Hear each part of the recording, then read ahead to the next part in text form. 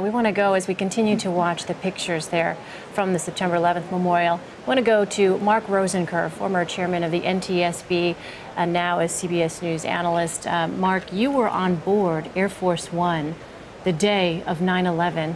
Tell us about that. Well, this was quite a day. When we actually were arriving at the school, I got a call from our communications office in the President's Emergency Operations Center indicating that an aircraft had struck the World Trade Center. My first impression, my first belief was it had to be a small airplane.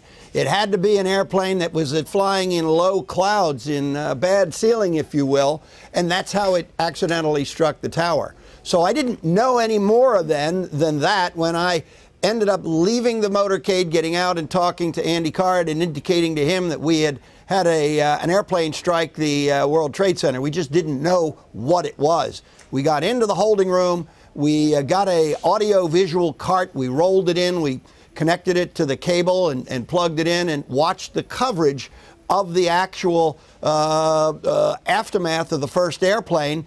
We then learned that it was a commercial airplane, and live, while we were watching the coverage, we saw the second aircraft strike the tower. That's when Andy Card went immediately in to the classroom, whispered into the president's ear, "Mr. President, a second plane has struck the World Trade Center. America is under attack."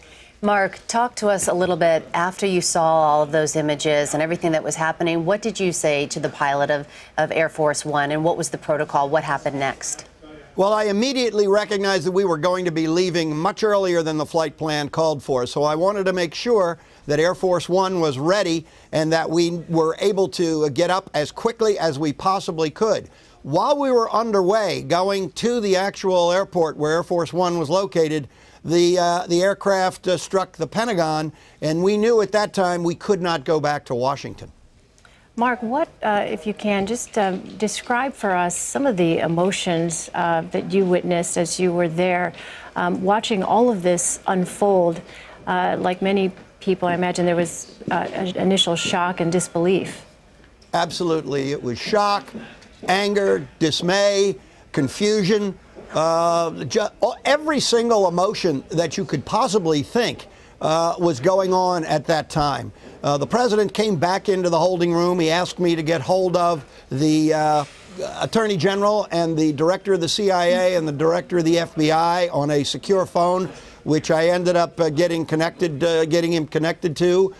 He was, after speaking to them, crafting some notes. He went back into that classroom where he had described what had happened and that he was leaving to go back to Washington. While we were in the air, we basically had to tell the president, "Mr. President, we can't take you back to Washington." He didn't want to hear that. It was me, Andy Card, the mill aide, and even the detail leader of the Secret Service. He was not interested in hearing what we had to say about not going back to Washington. He finally relented while he was talking to the vice president, who said, "Mr. President, this is not a good idea to come back." We had to decide where we were going. I suggested we go to Barksdale Air Force Base, which was only about 30 or 40 minutes away from where we were at the moment while we were still in the air. We landed there. It was a very secure base. We had B-52s there. And that's where he first spoke to the nation about, again, what had happened, that terrible, terrible action in New York.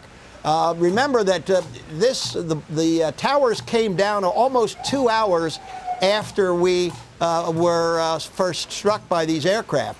We did not have television, satellite television, aboard Air Force One at that time. So we did not really see or really understand that these buildings had just fallen down. We were getting messages. We were getting all kinds of, unfortunately, information that may not have been accurate. There was a report that a bomb had gone off in front of the State Department.